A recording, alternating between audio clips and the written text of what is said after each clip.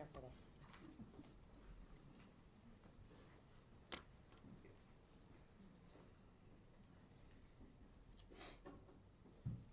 Good afternoon, everyone.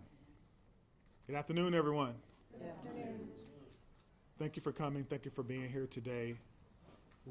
We'll be providing an additional update as we have moved now into the investigation phase of this tragic incident. I'll be making some prepared remarks and will not be taking questions. My name is Chief Sean Barnes, Shonbarnes, and I'm the Chief of Police for the Madison Police Department. The past 24 hours have been a flurry of emotion, sadness, anger, disappointment, grief for the Madison community. We were brought together by a tragedy, and today 3 families woke up this morning to a world without a loved one. And that can never be outdone. In the midst of this tragedy, our community has come together in an incredible demonstration of support from Madison and indeed the state of Wisconsin and our nation. I cannot express enough gratitude to the many emergency response agencies who provided direct support to the Madison Police Department. We could not be standing here today without the men and women of law enforcement, specifically the Madison Fire Department, surrounding EMS agencies, Dane County Sheriff's Office, Monona PD, Oregon PD, the University of Wisconsin Police Department, the ATF, the FBI, Fitchburg Police Department, and Cottage Grove. A special thank you from me to all of these agencies. Thank you so much. These agencies and many others responded to the scene and or took calls for service within the city of Madison to allow us to focus on this tragic incident. Student reunification with their loved ones could not have happened as swiftly as it did without the assistance of SSM Health Dean Medical Clinic, as well as the Quick Trip.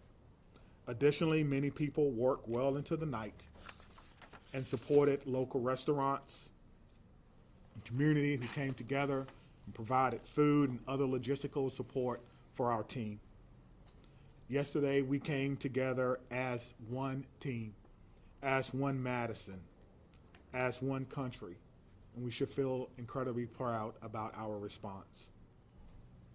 I'll be providing some updates at this time, but before I do that, I'd like to provide an important clarification.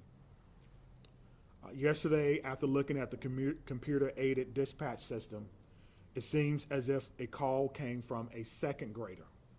It actually read, the call came from a second grade teacher. That was a mistake. That's my responsibility, and I apologize, and I clarify that today. It did not come from a second grader. It read second grade teacher. I will also be providing several investigative updates from the 8 p.m. briefing from last night. The Madison Police Department is committed to transparency and will continue to release information that can be used to improve public safety. This must be balanced against our commitment to the victims of this horrific crime and the need to do a thorough and complete investigation. As a result, I recognize many of you may have questions that I cannot answer at this time. I ask for you to keep the victims in your mind and respect their right to a thorough investigation.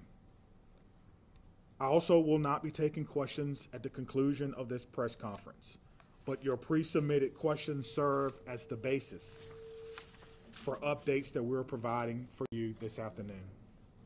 If your question is not answered, it is due to an ongoing investigation. Okay. We know a document has been widely shared on social media. At this time, we cannot verify its authenticity. We have detectives working today to determine where this document originated and who actually shared it online. At this time, we cannot verify the document. We ask that you not share the document or spread any information that may be false. Our department will provide an update on this document when we can. There are always signs of a school shooting before it occurred. Some of you have reached out about Rupnow's social media activity prior to yesterday's shooting. We're looking into her online activity. We're asking anyone who knew her or who may have insights into her feelings leading up to yesterday to please contact the Madison Area Crime Stoppers. Again, anyone who may have known her or knew what she was feeling or going through at that time, please direct those inquiries to Madison Area Crime Stoppers. That number is 608-266-6014 or at P3 Tips. P3 Tips. We will not be releasing specifics about these social media accounts at this time. Identifying a motive is our top priority, but at this time, it appears that the motive was a combination of factors. Again, we cannot share that information at this time because we do not want to jeopardize the investigation and those who are currently cooperating with us. All patient status remain unchanged. The 911 calls are the record of the 911 Communications Center, and their standing operating procedure is not to release documents in open and active investigations. Again, we are working to authenticate the documents that you see online that some are referring to as a manifesto. And as soon as we do that, we will let you know. Now, the process for doing that is looking at original documents that may have been taken from the suspect's home, looking at information that may be on laptops or on computer to determine if this document originated from our suspect. Any disciplinary records would be under the purview of the school. Some of you have asked whether or not she was troubled or whether or not she was troubled at school. We do not have those records. We are not the proprietor of those. On the question of bullying, we're talking to students to understand whether bullying was one of those multiple factors that I mentioned earlier. Some have asked if people were specifically targeted. Everyone was targeted in this incident, and everyone was put in equal danger.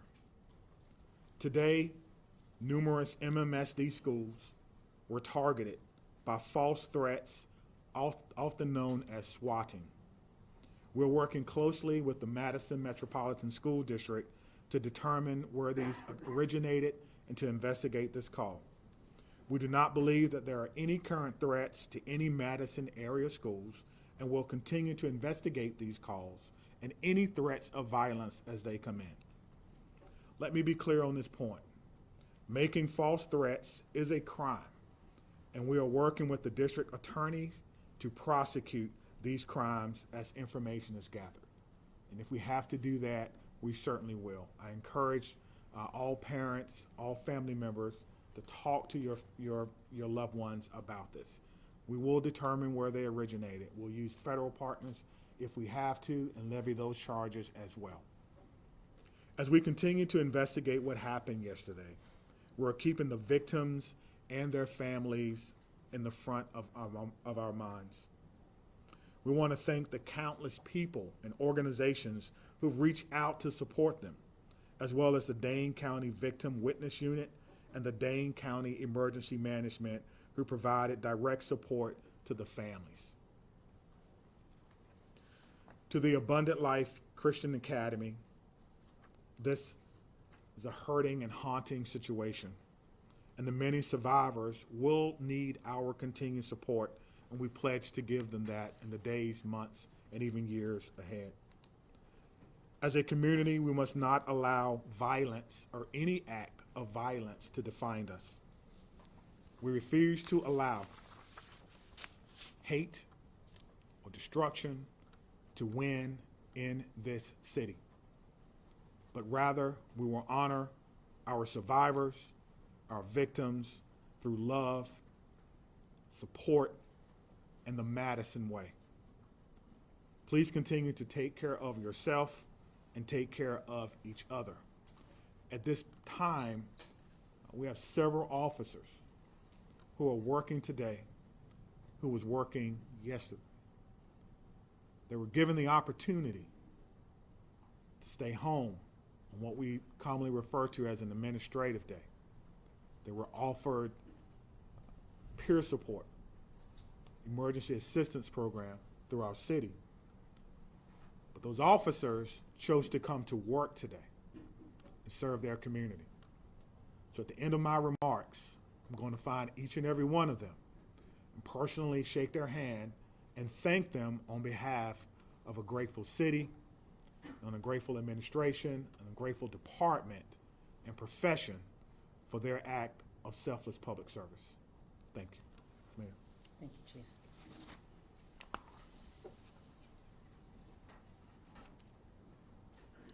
I want to start where the Chief ended, which is just asking everyone in this room and within the sound of my voice to take a minute. It's been an incredibly difficult 24 plus hours at this point in time. And we're all human, including each and every one of you in the media who is covering this really tragic event. Please remember that you're human and take care of yourselves. We all need to do that. Drink water, take a moment, access whatever mental health resources you need, because that's our job now, is to take care of ourselves so we can take care of each other and our community. Yesterday, the Madison community experienced a terrible and traumatic event. If there's any positive in it, it's that the educators at Abundant Life, our local law enforcement and first responders, and our community partners were prepared to respond. They acted without hesitation to protect our children, and I'm grateful and humbled by their actions. It's a day that I hoped never would come to our city, but like so many other communities, here we are. We will never be the same, but we will get through this together. I want to ask again that everyone please respect the privacy of the victims, their families, and those in the Abundant Life community. Right now, our full focus is on caring for those impacted. First and foremost, the victims and their families, the Abundant Life students and educators, our first responders, the students and educators across the city who woke up this morning and went into a school building not knowing if they would come home tonight. The incredible bravery of that act.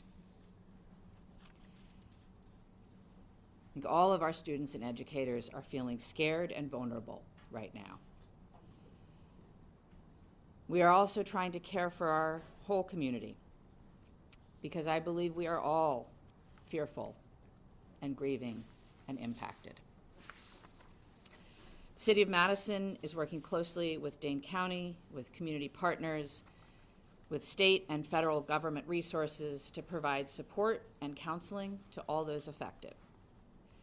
I want to direct folks to a new city resource website that's available at cityofmadison.com/resources, which includes trauma-informed community resources, updates, community mental health resources, and information about vigils, other public events, and where folks can donate to support the Abundant Life families in our community.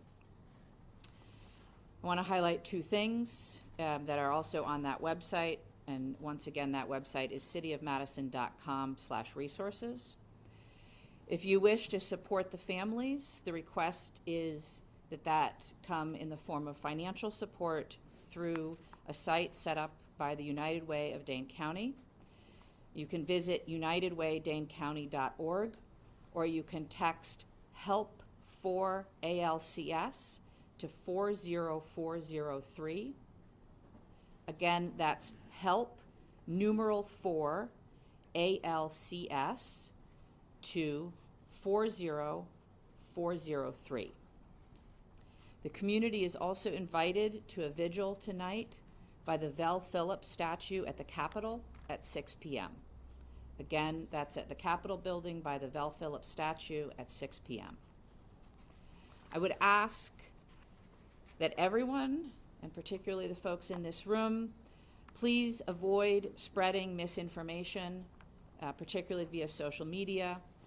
Please vet what you share, even if your wish to share is well-intentioned. There is so much that we do not know at this point, and we have to allow law enforcement the time and space for a careful and methodological investigation.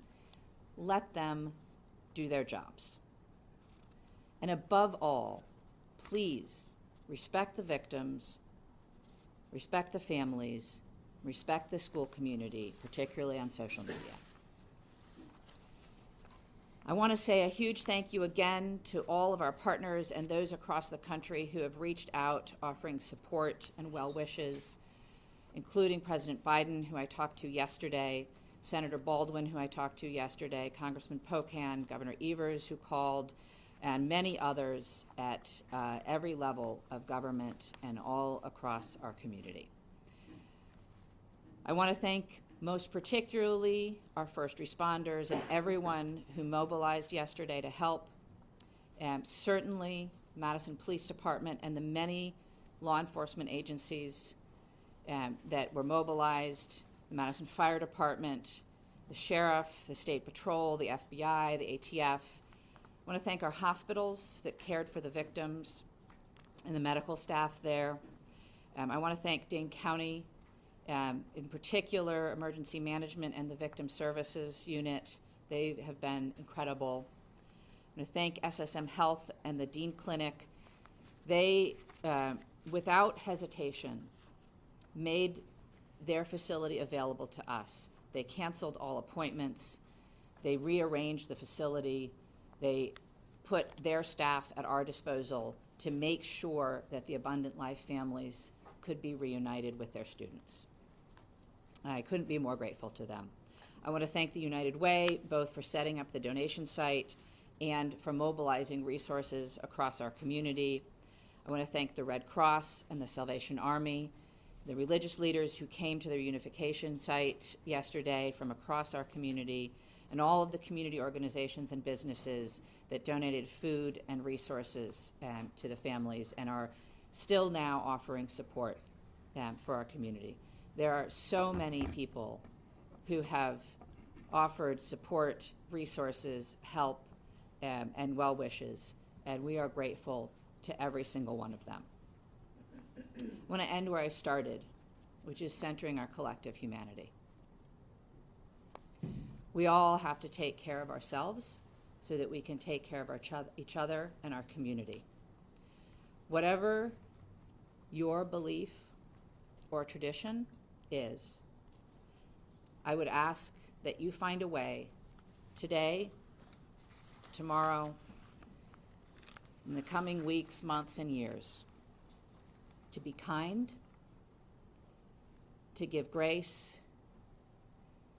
and to find ways, big or small, to help make our community a safer place for all of our children. Thank you, and I'll turn the podium to the county executive. Before you go, can you introduce We'll answer questions. No, Oh, I'm sorry. yourself. I'm sorry, I forget that you're not all local. My name is Satya Rhodes Conway. I'm the mayor of Madison. That's S-A-T-Y-A, last name R-H-O-D-E-S-C-O-N-W-A-Y. Satya Rhodes Conway, mayor of Madison, Wisconsin. Thank you. Good afternoon, everyone. I'm County Executive Melissa Agard. Melissa Agard. It's unfortunate that we are still having to navigate this absolutely horrific situation in our community.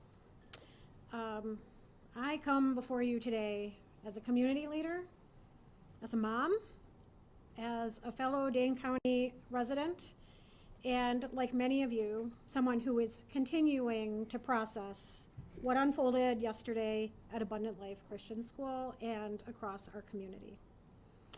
My heart aches for the students and families and teachers and the first responders at all levels, from the 911 officers to the folks that are at our coroner's office. Every single one of us has been impacted in an unimaginable reality by this situation. Our kids, my kids, teachers across our community, and in fact across our nation, had to wake up and go to school today, and that was an act of bravery. Parents dropping their children off at after what we witnessed yesterday took an act of bravery and a belief in our community. And that's a bravery we should not have to put on the shoulders of our children and our families and our community. Let me be clear. These everyday actions that we have all experienced over the last 24 plus hours should not require bravery. They should be routine and joyful, especially at the end of a year, wrapping up a semester. Our kids should be laughing and learning and thinking about pajama day as they're heading into the holiday season. But right now, that's not the case. And right now, it's okay to not feel okay. That's how we move forward. And for some, the weight of this tragedy is overwhelming. I'm sure they're feeling sad and anxious and numb. We've heard that even from our police chief. And for others, they might just be feeling a little bit off, unsettled by the images that our news coverage is delivering to them in the fast-breaking social media world. And it's playing on repeat. And I am grateful for what it is that you all do.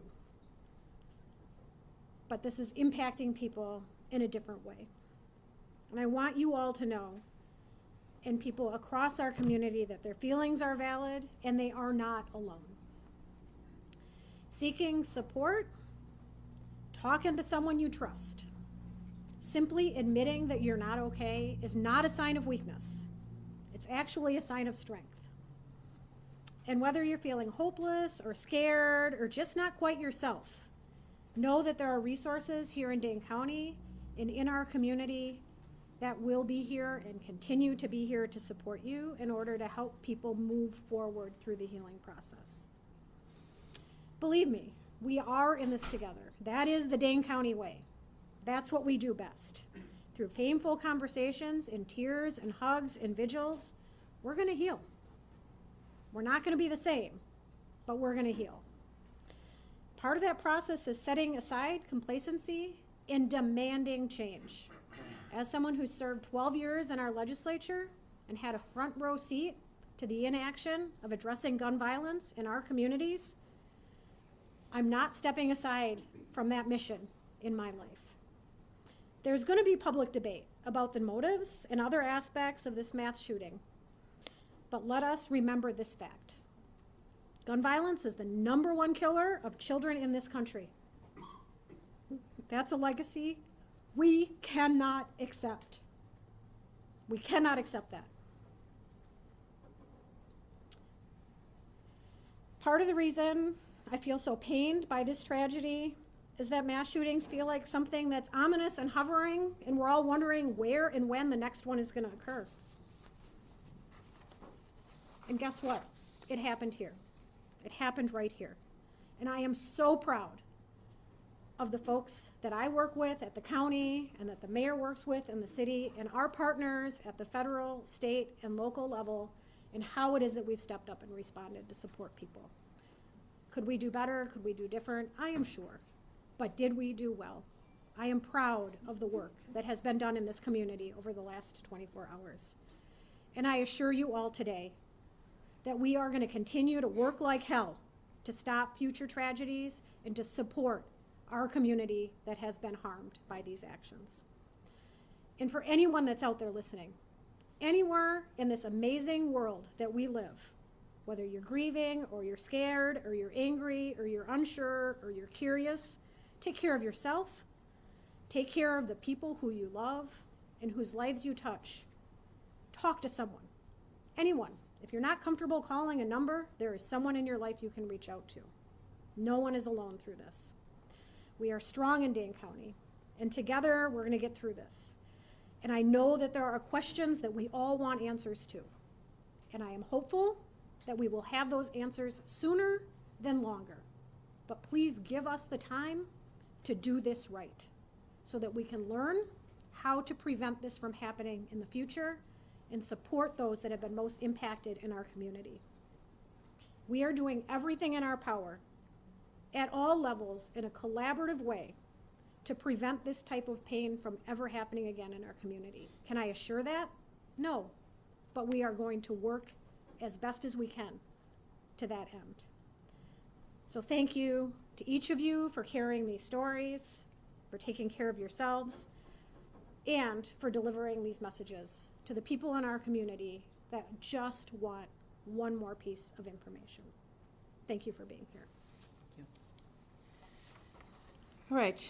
The county executive and I will take some questions. We obviously cannot answer questions about the investigation, but happy to take others, and we'll turn to Dylan. Sure, Lucas from the State Journal. Just for the county executive, as a former lawmaker, can you just talk generally about what the laws are in Wisconsin in terms of children's access to guns? Our laws in Wisconsin are far too lax when it comes to access of guns by children. And I do believe that we should have safe storage laws. We should have background checks. We should have red flag bills. We should be providing adequate support for everyone in our community when it comes to behavioral health. People should not be waiting when they raise their hand and ask for help. And there should not be stigma surrounding people who are asking for that help. Our schools should be adequately funded. Our Department of Justice has an Office of School Safety. They don't have enough resources, and that is on the legislature. There is a lot of action that can be taken in the Wisconsin State Capitol, but this is a conversation that needs to happen from coast to coast. We need partners in our federal government to also address this, because states have borders and people can cross them. Okay, Maddie from WISC. As public officials, can you speak to the process of vetting information before sharing it publicly, what that looks like behind the scenes? We can try. I think it depends, but we have a process within, obviously, both police and fire have public information officers who work with the principals to gather and vet information and share it out. Similarly, in my office, we have a communications manager who works with us. In terms of the investigation, I can't really speak to that process, but there is a process within law enforcement to decide what information can be shared that won't jeopardize the investigation, and then to do our best to verify information before we're sharing it publicly. Obviously, in an event like this, there is a lot of chaos, and it can be difficult to parse out where information is coming from and how accurate it is at any given time. And so in a developing scene, sometimes we will share information that's not 100% correct. But as you've seen already, the chief comes back and tries to give out the best information we can and correct any mistakes. Scott, do you have anything? Do either of you believe that there ought to be charges brought against the parents or anyone else involved in this incident? I think it's far too early to comment on that. As the investigation proceeds, I think law enforcement will take the steps necessary, but we don't know nearly enough yet. Cody, do you have a question? Okay, Madison? Seeing as Police Chief Sean Barnes is not here, maybe somebody else who is here with law enforcement can speak to this. He mentioned yesterday that the family or the father seems to be cooperating. If you drive past the house that they were searching, that doesn't look like the home of somebody who is cooperating. So maybe can you explain to an untrained eye the state and the condition of the home and the manner of which it is in at the moment? Is there anyone here that can speak to that? Sorry, we'll have to follow up on that for you. Chloe? Again, I'm not sure if anyone is able to speak to this, but I know Chief Barnes kind of briefly mentioned that students are talking about if the suspect is, talking or was bullied. Is there anyone that can, speak to that right now? Students are coming forward at this time and kind of sharing what they saw and heard in school yesterday, or their relationship with the student. So I think broadly, at this point in time, it's a very active investigation. You heard the chief ask folks who want to share any information that they may have to share that via Crime Stalkers, and I would echo that if anybody has information that's relevant to the investigation, to please share it through Crime Stalkers. I think today is going to be a very difficult day for all of our students in Madison. I know that our schools and teachers are doing their best to support kids. And I think the county exec has kids, as I do not, so she may know more about that. So I do have a son in our Madison schools, and it was hard for him to get up and go to school today. And then the school was locked down because many schools in Madison area were locked down due to swatting. And that was triggering not only to him and his peers, but to family members and educators. And the world that our kids are in now is very different than the one I grew up in. They have access to social media and digital communication in the palm of their hands. And they are oftentimes sharing information that has no source. It is our jobs as adults and as folks on the front lines to remind them that nothing is valid that they are sharing at this point in time, but to be there as they continue to process this. Again, my message to my son and to his friends and to other families that have been reaching out is, if you do feel that you have any information, if you feel like it might be something that would be helpful and you're not quite sure, you should still call Crime Stoppers.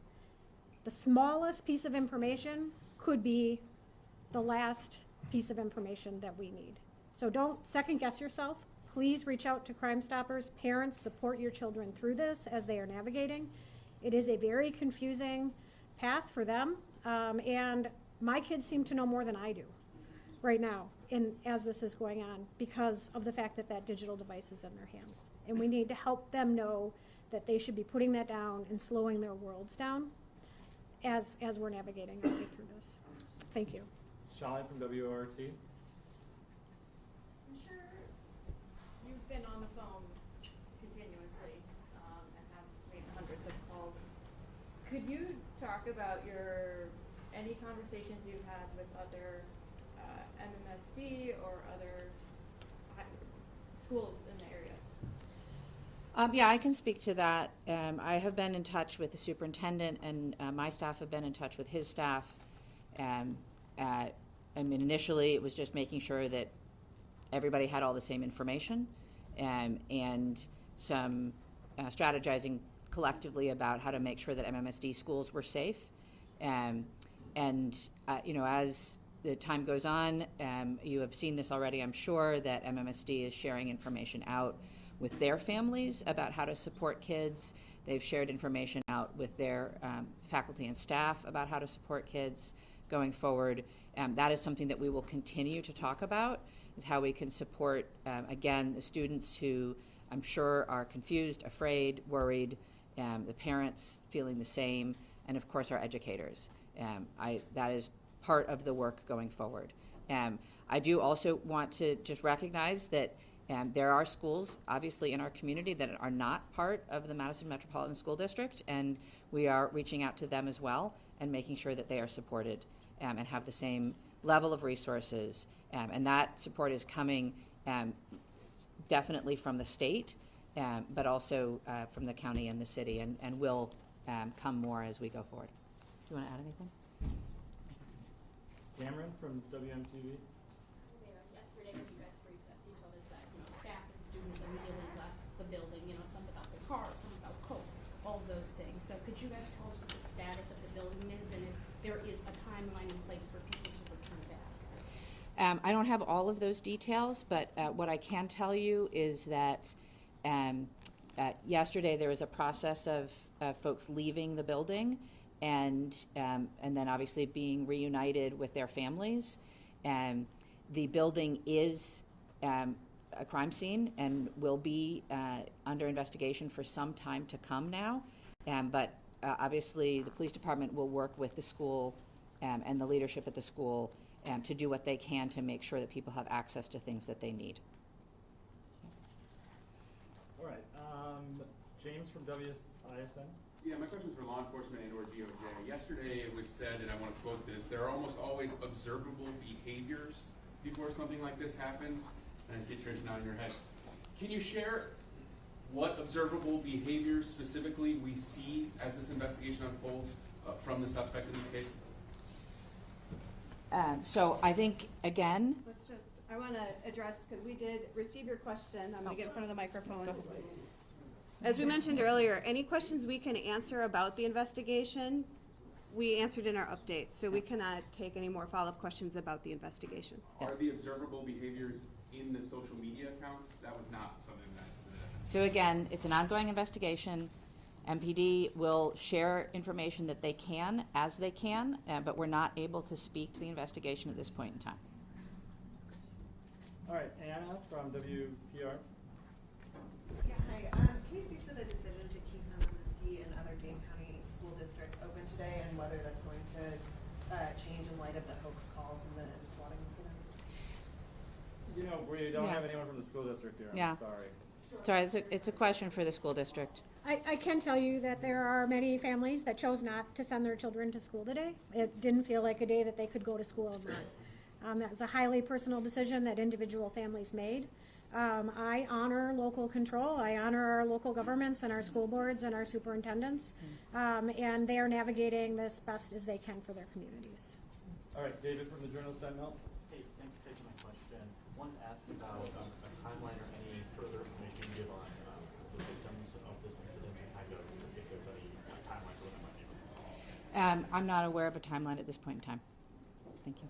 All right, Ian from CBS News.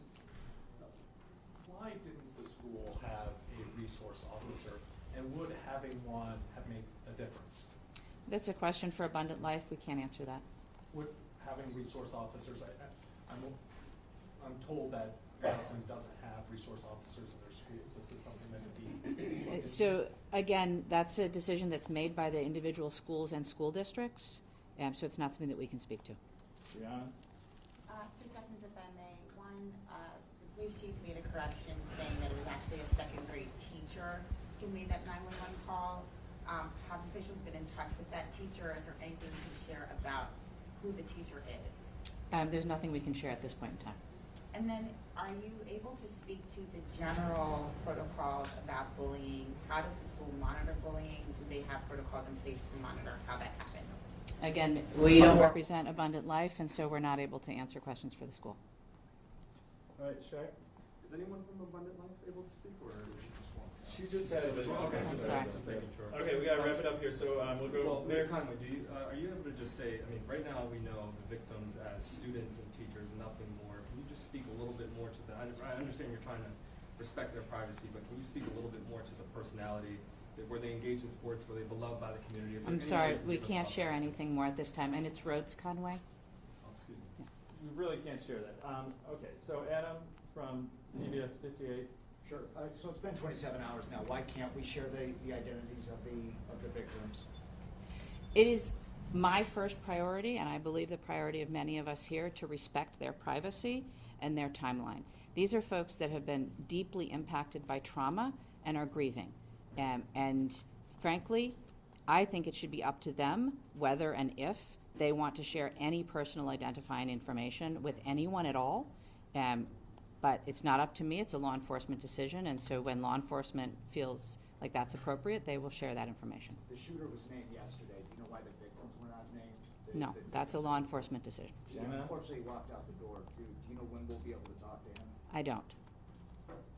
Adding off that question, I mean, we've been sitting here for the last 27 hours, as Adam mentioned. Why would you guys not have the proper people in place to answer some of these questions? You guys, including the fire chief, have sat here and tried to say that you want to dispel rumors on social media. You want to make sure that you're giving factual information. We're asking questions that have been circulating on social media, including rumors about the victims. Why not provide clarification and actually have people here to answer those questions to set the record straight? I don't know how many times I can say this. We will share good factual information when we can. None of you is obliged to stay here. You're free to leave. You don't have to be sitting in this room if you don't want to. We will share information when we can. It's very important that that information be as factual as possible. All right, I'm going to say this and then we're done. It is absolutely none of y'all's business who was harmed in this incident. Please have some human decency and respect for the people who lost loved ones or were injured themselves or whose children were injured.